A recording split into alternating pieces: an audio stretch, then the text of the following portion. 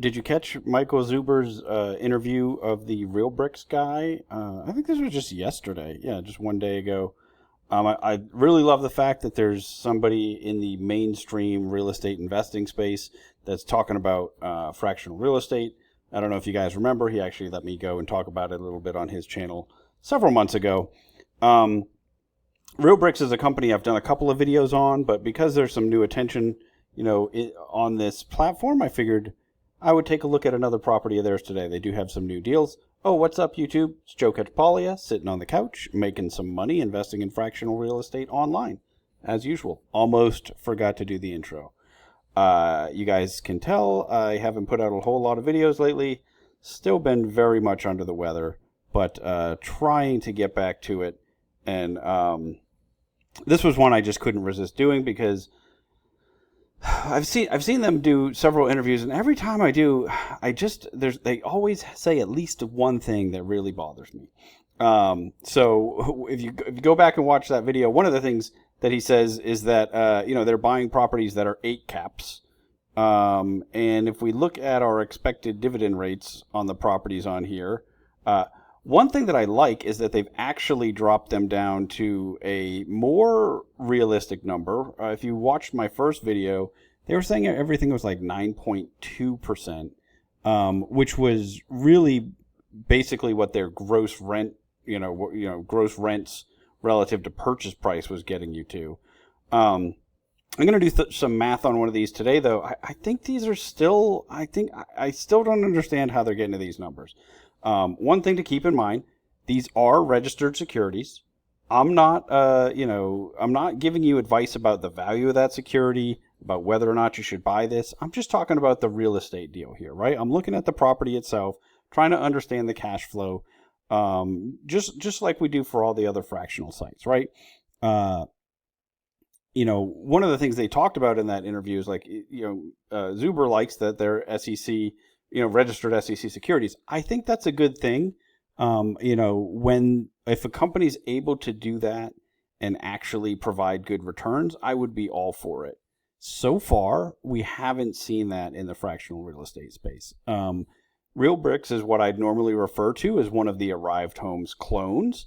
They are basically following the same exact playbook at the moment. And which is, that's Arrived Homes, I think, is sort of the gold standard for which doesn't mean it's necessarily safe, right? But it's the one everyone points to. Okay, maybe they're the first mover. They're definitely the one with the largest portfolio available.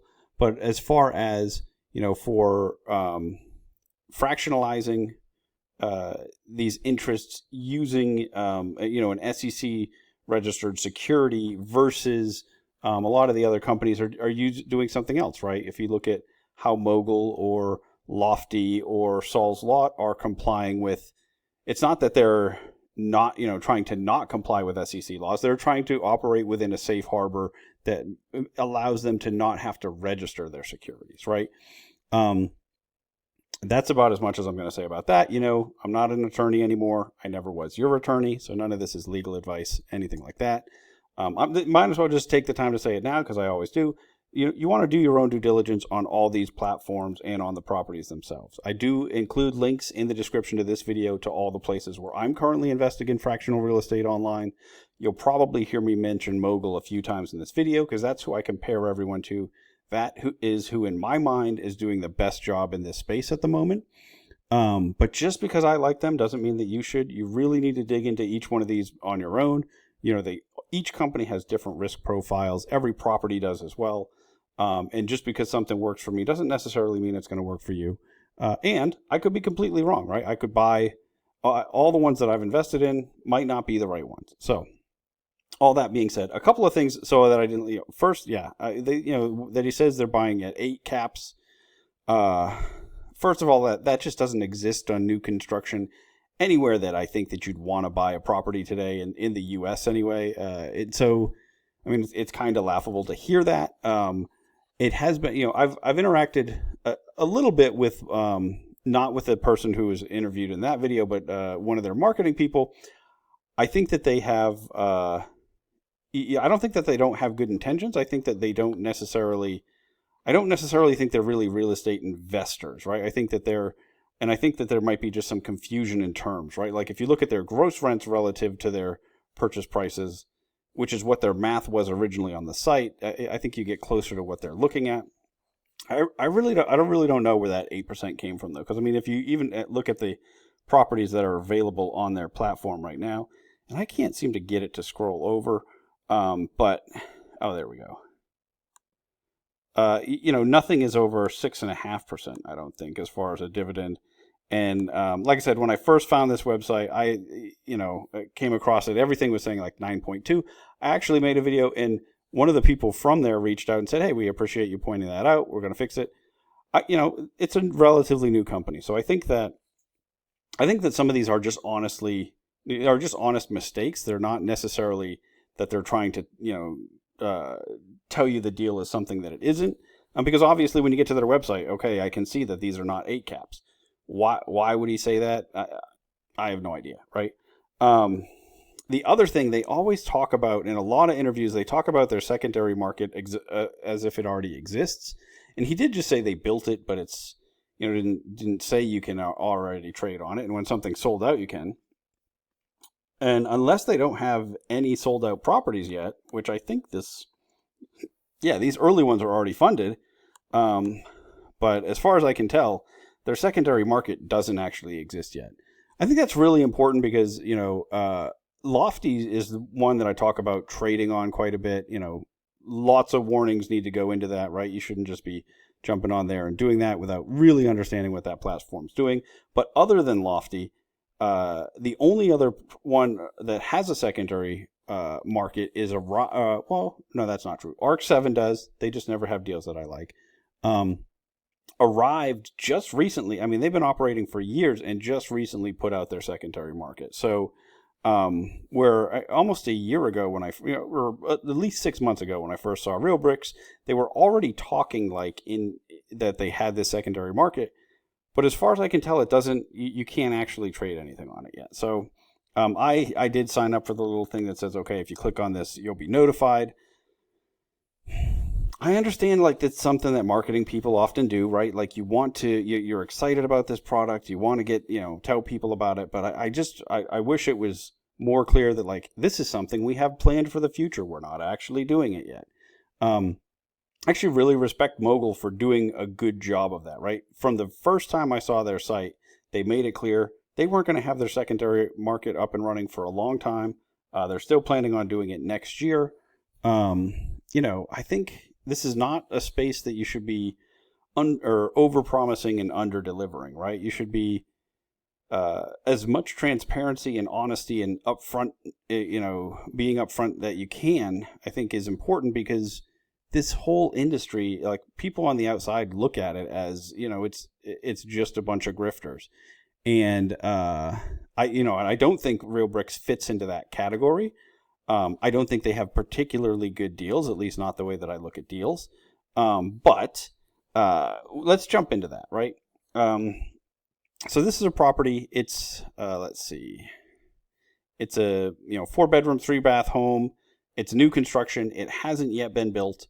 It's being bought. Let's see. They have the contract in here. What is it from KB Homes? Oh no, DR Horton.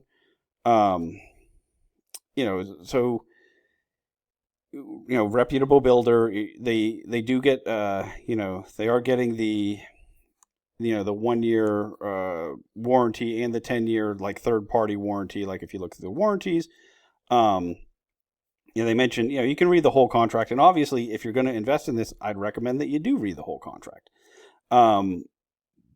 This is set up as a cash transaction, no third party financing. Not a whole lot else in here that was that interesting to talk about, I don't think, except that there is no appraisal contingency. I don't love that. Even when I'm buying cash, if I were investing money for a third party, I'm still going to want an appraisal, right? When I buy cash on my own account, I don't get appraisals, but it's not that expensive, right? Why we wouldn't do that when we're investing money on somebody else's behalf. I mean, I don't know. I think if this wasn't a new market for them, if they had been operating there for a long time and really understood pricing, maybe you start to not do that. But in general, it's one of the protections that we always get on Mogul. They always have some sort of appraisal contingency. Sometimes, and we've talked about it, sometimes they've limited it. Sometimes they're using a financing contingency as a proxy for an appraisal contingency because they're going to get an appraisal for that. But in general, you're getting that sort of protection. Lofty does it too. There, you at least have access to that third-party appraisal, even though on theirs, I've taken, I've had issues with some of them that they've presented to us. But so, yes, it's a cash transaction. You don't need an appraisal. I'd still like one, right? Because if I'm investing in this, it'd be nice to get some third-party opinion of the value if I'm someone who's not operating in this market. And I think that's the target for this, right? So, okay. Purchase price, 200. Let me just show you real quick on the map. Let's zoom out. So this is a sub-market of Dallas, right? Dallas-Fort Worth.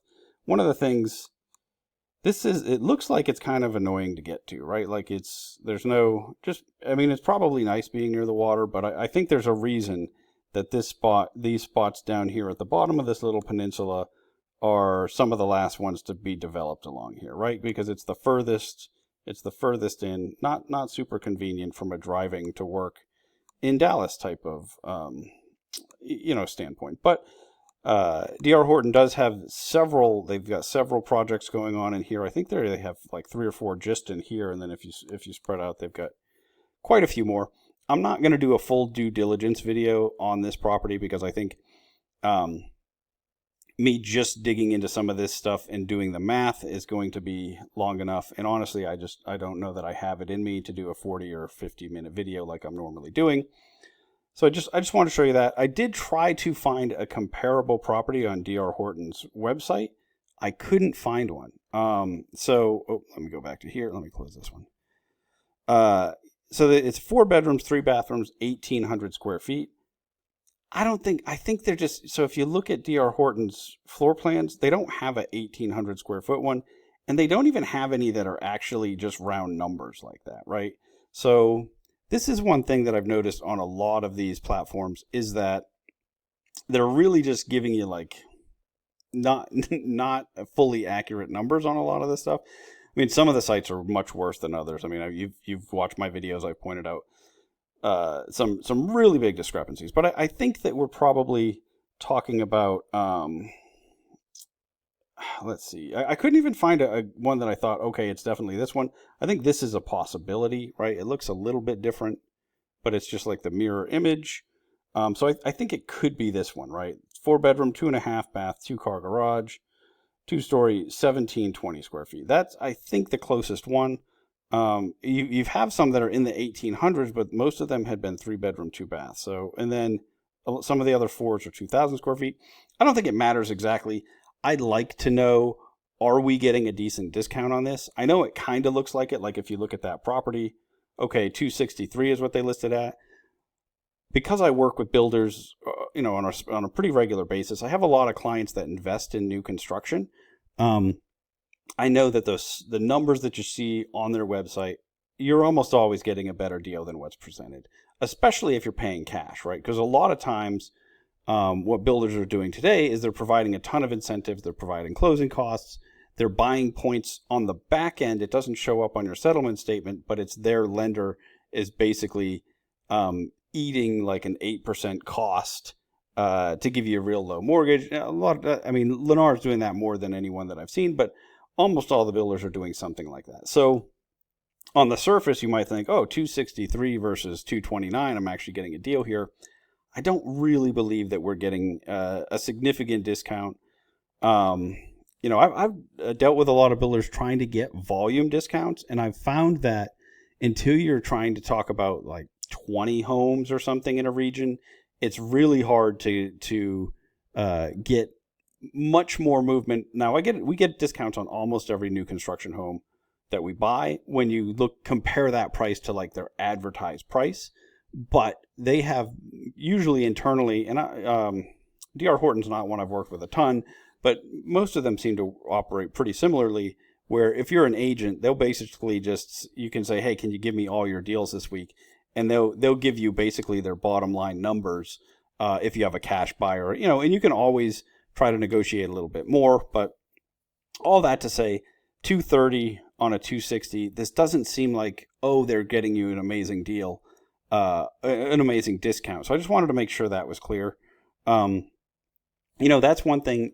So there's a lot of costs associated with this model. Any of the Arrived Homes clone, sites, basically, and I'm not going to jump into those numbers, but there's a lot of costs. And so to overcome that, they need to figure out some way to find really good deals. So far, most of these, this is one of my biggest complaints, is the vast majority of the platforms are not doing that, right? I think I could take my cash, go to DR Horton tomorrow, buy the same exact deal. Maybe they have some slight discount baked in because, they've committed to buy additional properties in the future, but I don't really believe that's the case based on what I've seen from the research I've done. I don't think we're overpaying though. So even though I talked about the appraisal, not having the appraisal, this doesn't strike me as like, any sort of overpayment, because we're not even close to their asking price. So, I keep telling you I'm going to jump into the numbers. So one of the things with these, because they are, SEC registered securities, I like to look at everything that they put on the SEC website. If those filings don't match up to what we see on their on their website, I assume the filing is the accurate thing. And this is going to come into play in a minute. But let's see. So first of all, one of the things that I've noticed is a lot of these ones that are registering them as securities are giving us far fewer details about the property and the financials than what we get from, like, say, a Mogul, or even what we get on Lofty a lot of times, right? Depending on who the co-owner is on Lofty. But so I think part of it is because, they have to file these things. And so it's the less things that they can represent, the better for them from a liability standpoint, is my guess. Again, I'm not an expert in securities law. I don't know that that's why they're doing it, but it seems very consistent. All the ones that are using this style of fractionalization seem to give us less info rather than more. But, especially when it comes to the finances, right? They're telling us what this estimated dividend is. They don't do any sort of calculation anywhere that I can see where they come up with that. Okay, this is one of the things I wanted to point out. So this asset under management fee, this is one of their fees. They're saying 0.25 here, and this is a quarterly fee, which would equal 1% per year. In other listings, it's listed at 0.75, and in the circular, it's listed, their filing, it's listed as 0.75 per quarter, which would really be a 3% fee. That's something, if before I'd invested in this, I would definitely reach out to support and say, hey, is this really 0.25 or is it the 0.75 that's listed there? I would want to have that in writing, because that's a huge difference, right? It's 1% a year versus 3% a year of assets under management. In addition to that, they tell you what the property management fee is. But let's jump into the actual numbers here. So this is let's see what's happening. Okay. Let me get my Excel up. So this is just the capitalization, right? The money that's going in and out. So one of the things, they've got a 2.5% brokerage commission. And this is one of the reasons that I did this in an Excel sheet. They're showing it as a percent of the gross, meaning if you add up all the numbers, all the expenses, and then say what percent of that it is, it's 2.5% of the total cost. But I wanted to see, well, what does it actually compare to the purchase price? Because that's how we talk about most expenses and closing costs. So on the purchase, they're paying 3% of the purchase price in brokerage commissions. I'm extremely curious who they're paying this to, because when I'm buying directly from a builder, like, yes, sometimes clients will hire me to do that, but I've literally never been paid directly by the client. It's always been the builder covers the cost of my commissions. If I were a company like Real Bricks, I don't know that I would actually use it. I probably would use an agent if I'm new in that market, but I wouldn't use one that I had to pay on top of the purchase price. Like if the if the builder wasn't covering it. So this is an expense that we have that seems very odd to me, right? I don't understand who they're, why this is being paid. I'm curious, is this a related entity that's charging a brokerage commission? I don't know.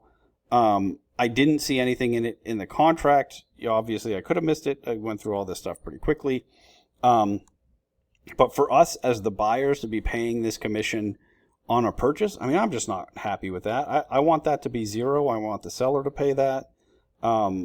This is just, okay, let's just add that cost back up. Okay, we're actually paying, $236 instead of $229, right? Because this is not a cost that I'd normally expect. Offering expenses, this is what I was talking about. Again, they say it's 3.1. It's really 4% of the purchase price being added on top as an operating expense. The offering expense. So that's basically, the cost for them to be able to prepare these filings and sell the securities, right? That's a big expense, right? $8,400 compared to our purchase price, right? We're at 4%. And this is why all these things start to add up, and it gets really tough to make a profit on it. Like if you go out and buy brand new construction today, if you bought that home with your cash, all cash, it's not an extremely profitable deal in my mind, like relative to properties that I can find here in my market in San Antonio, which our markets aren't that different. It's not a great deal. So to have start off with what is already not giving us great returns and then layering these expenses on top is tough. The next one, operating reserve. This one actually, I think, is too low, right? And why is that? Did I screw my math up? Or is it just it's probably a rounding error because I've got let me do this. Why am I not? Maybe I'm screwing up a bunch of these. Let's do this. Nope. Yeah, okay, good. All right, so yeah, I was having, so it wasn't really 3%, 2.9 based on the purchase price. It wasn't 4, it's 3.7 based on the purchase price. And that's why the operating reserve, glad I caught that before we got too far along and somebody's messaging me telling me what an idiot I am. I appreciate it when you guys catch my mistakes. I know I build all of these things on the fly right before I put these up, and so sometimes I'm going to have errors in them. I did talk, a couple people reached out and said, hey, I'd like to see how you do some of these Excel sheets. I am going to put some videos together. I'm going to wait till my brain is a little bit more up to speed, fully functioning again before I do that. But yeah, this operating reserve to me is way too small, right? I mean, I know we own it all cash, but $5,000, a 2% reserve, and I know it's new construction, but you can very easily have a turnover, where a tenant moves out, you have to do an eviction, they trash the place. You can easily blow through double that, making it ready for a new tenant if you had a really rough turnover. And so in a situation like this where it's not as if I can just go and stick more money in here, right? Like I would like much beefier reserves, kind of like what Mogul does, right? Like if you look at Mogul's reserves, I mean, they're just massive compared to this. And even on top of those reserves, they're able to outperform what the stated returns are on here. So I'd like to see a much bigger number than that. They have acquisition expenses, is very small percent. It's a cash transaction. There's not a whole, buying it straight from the builder. I mean, that makes sense to me. I think that's one of the line items where I have really nothing to say. But then this sourcing fee, like this is a fee that is charged again by Real Bricks. It's 7% of the purchase price, right? 6% of the total capitalization, 7% of the purchase price. That seems absolutely absurd to me. Mogul at the moment is doing 5%. They've stated they have future plans to move that down even further. But on top of that, they're giving you, if you join one of their clubs, which is free, you get, up to 2% back on your deal. So, that comes out of that fee. So, and, 2% of your investment amount. So it ends up being, already close to just a 3% fee. But I mean, the big difference there is I just feel like they're just buying such better deals. And we don't have this huge offering expense on top of it. And we're not typically paying the buyer side commissions, right? Like all of these things just seem, well, when we look at it, right? So this is our total proceeds, right? 267,890. That's 116% of the purchase price. Meaning, if you bought this property today, and it goes up 16%, it's got to go up 16% to break even if you didn't have any selling expenses. And like we know, okay, you always are going to have selling expenses. You're going to have brokerage fees if you sell with a real estate agent. You're going to have closing costs. But on top of that, if you look in their expenses, and again, this is in their circular, this is where property manager. Okay, no, it's the 8% of gross receipts. That's normal, right? This is property management. There's not a standard, right? You can have different percentages, but having a property manager charge 8%, I'm perfectly happy with that. This is where they show their asset under management fee. They actually have it in several places listed in the circular, and in every place that I could find, it says 0.75 quarterly instead of 0.25, other than the website. They're also charging 5.5% on top of capital improvement. So if they're going to do a renovation, they're adding a cost on top of that. But this is the one that really gets me. Okay, when we go to sell the property, they're also going to collect a disposition fee of 6 to 8%. I mean, that's just huge. So, and I don't know, I vaguely remember digging into this at one point, and maybe it's possible they're covering the sale commission out of that, but I don't know that they are. It's not immediately obvious to me that they are. So that'd be one thing I'd want to ask about too. I look at a lot of these different platforms. They're always changing things all the time. So I'm not going to know 100%.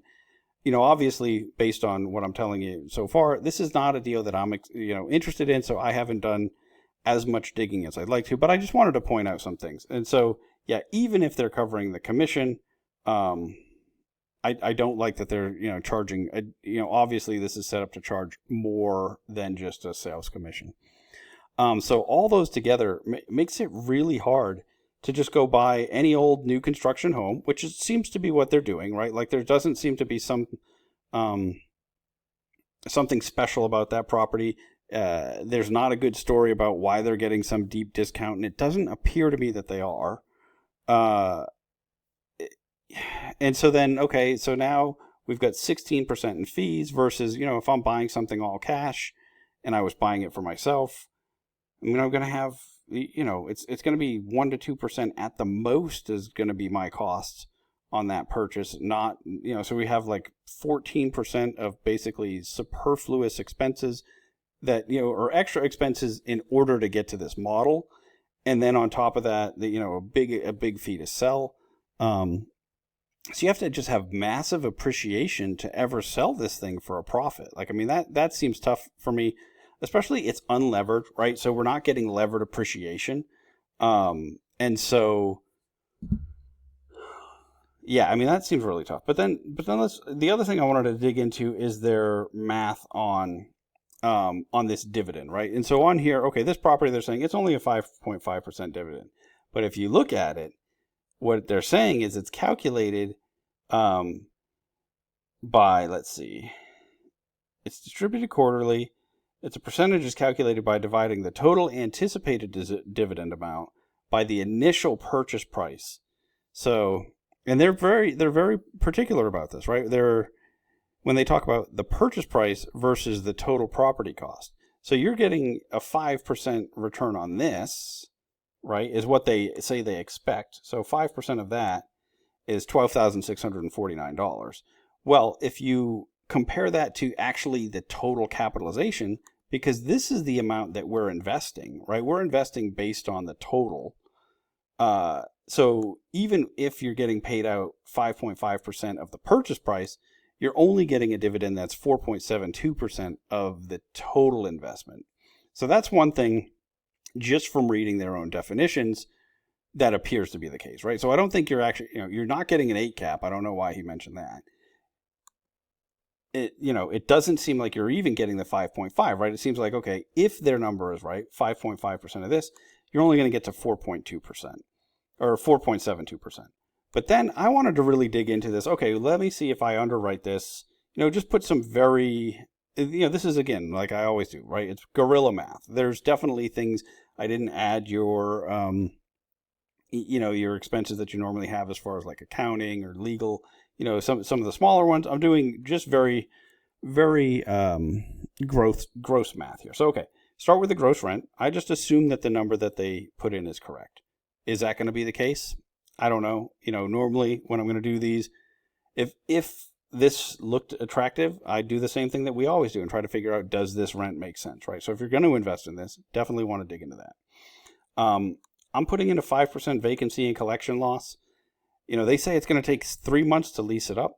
I believe that. A lot of the new construction subdivisions that we have here in San Antonio are taking a very long time to lease up because a lot of investors are buying these properties at this point. That's why we've become very selective and only look for ones that, we can lease them up much quicker than that.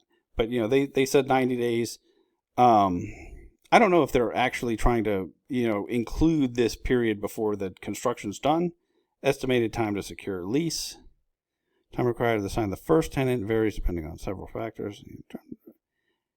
45 days and has a range from a minimum of 7 days. Okay, so 45 days, I mean, that is, so if you look at every week is about 2% vacancy.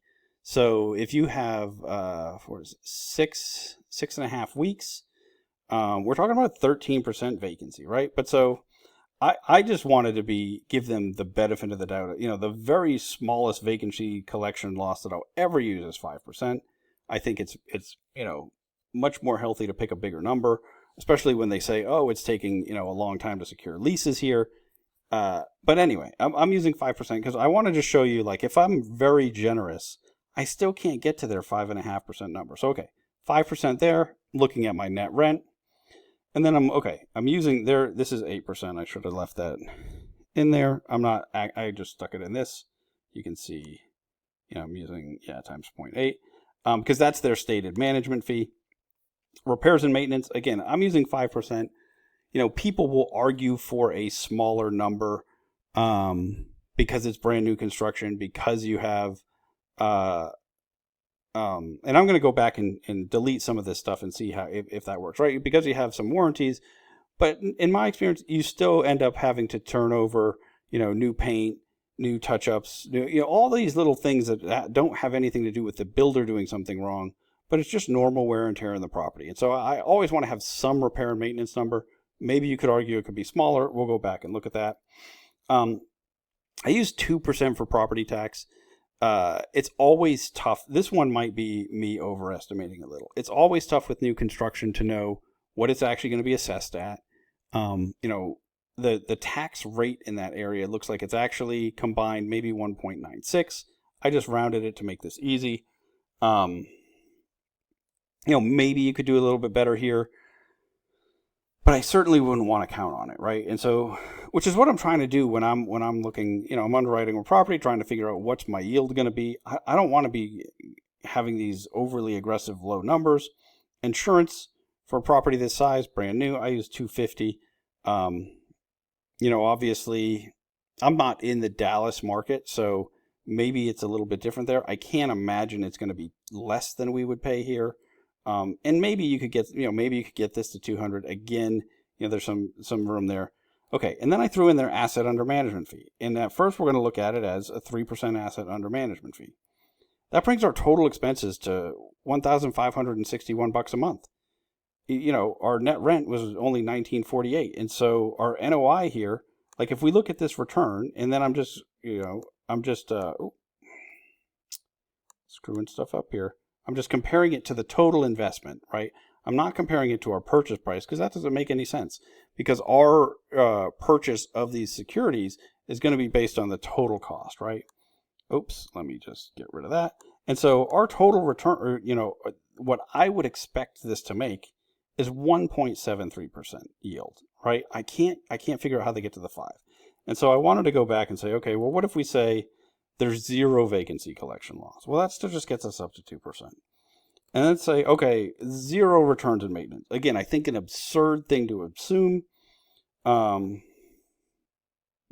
all right, All right, well, let's now change our asset under management fee to 1%.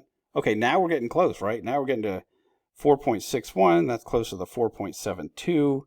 And so maybe if we do something to lower our, oh, look at that. If we lower our insurance assumption, then we get to this 4.72, which is what they're saying. Okay. So we have to assume zero vacancy and collection loss, even though we know we're assuming, up to 90 days to get a lease, right? Vacancy, that's the time it takes you to put a tenant in there, right? And if it takes you that long to fill up a brand new property, when you refill that brand new property, and I see this all the time with people who bought new construction, it's never as easy the next time, right? It's not the perfectly fresh brand new home. So we're saying, okay, zero vacancy collection loss, zero repairs and maintenance. And I had to lower my insurance a little bit more than I thought. And I have to change the asset under management fee to the 1% that their website shows, but does not match up with the SEC filing, at least not anything that I could find. I mean, I searched through the document looking for asset under management in every place that I can find it.